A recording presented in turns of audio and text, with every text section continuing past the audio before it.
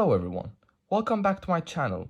In today's video, I'll be teaching you how to do simple and a bit of advanced arithmetics with the Ti-84.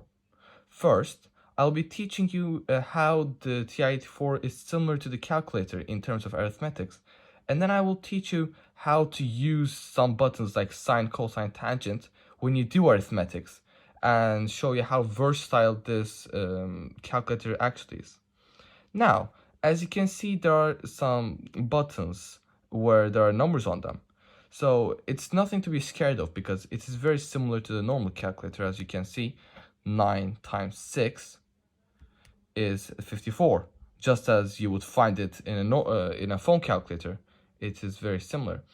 Although, when you want to find the sine or cosine or tangent, it gets a bit more tricky with the phone.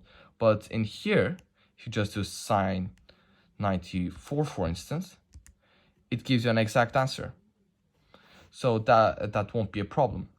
Now, a very specific thing that you have to know about the Ti-84 Plus is that there are two negative signs. This negative is a real negative sign, which is, negative 9 plus minus 6, for instance. Minus 9 is minus 18. But the difference between these minuses are, for instance, if you want to do 9 negative 6, it will give you an error because that isn't the correct sign. That is just negative, not minus.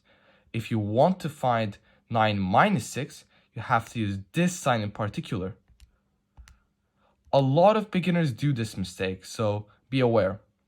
Now, when we come to multiplication with sine, cosine, and tangent, you have to do, it's just normal mathematics when you learn it.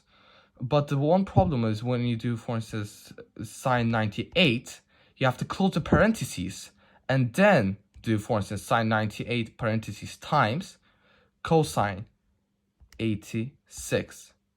So you don't have to close the parentheses in the cosine 86 because it's the last sort of calculation you're putting in. So it won't be a problem. But for instance, if you did sin 98 without parentheses cos 86, then the cos 86 would be multiplied by 98, and the answer would be the sine of the number you find from that calculations. So it will be very problematic. Also, when you do trigonometry, be careful. It's an addition, bonus teaching of today's lesson. In mode, you have to turn your degrees into radians if you're in 10th grade, because most mathematics is in degrees in 10th grade. Although, in the future, in 11th and 12th grade, you have to put your calculator into radians because that's where most of the calculations will be in. That's all for today's video. Thank you all for watching today's video. It was a pleasure. Goodbye.